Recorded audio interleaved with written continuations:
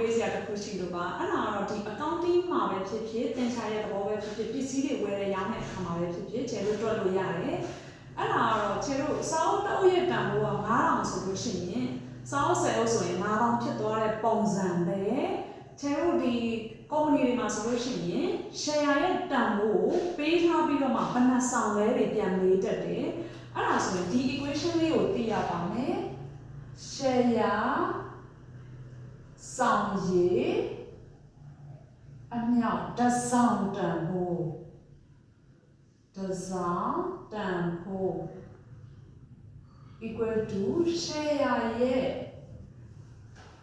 value ဖြစ်ပါတယ် share ရဲ့တန်ဖိုးဖြစ်ပါတယ်အဲ့တော့ share ဆောင်ရည်ကိုမေးလာပြီဆိုလို့ရှိရင်ကျတော့ share value ကိုဒီ share ရဲ့တစ်ဆောင်တန်ဖိုးနဲ့တွားပြီးတော့စားရပါမယ်အဲ့ဒါကတော့ဥပမာတွေထဲမှာဆိုရှင် share ဆောင်ရည်1000ရှိတယ်ပေါ့နော်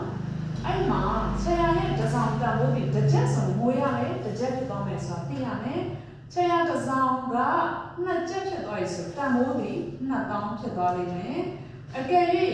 share ရဲ့တန်ဖိုးကိုပေးထားတယ်တစ်ဆောင်တန်ဖိုးကိုပေးထားတယ်ဆိုဆောင်ရည်လိုချင်တယ်ဆိုသူနဲ့သွားစားရမှာဖြစ်ပါလိမ့်ရှင်အဲ့ဒါလေးသိစေချင်ပါတယ်ရှင်ကျေးဇူးတင်ပါတယ်ဘိုင်ဘိုင်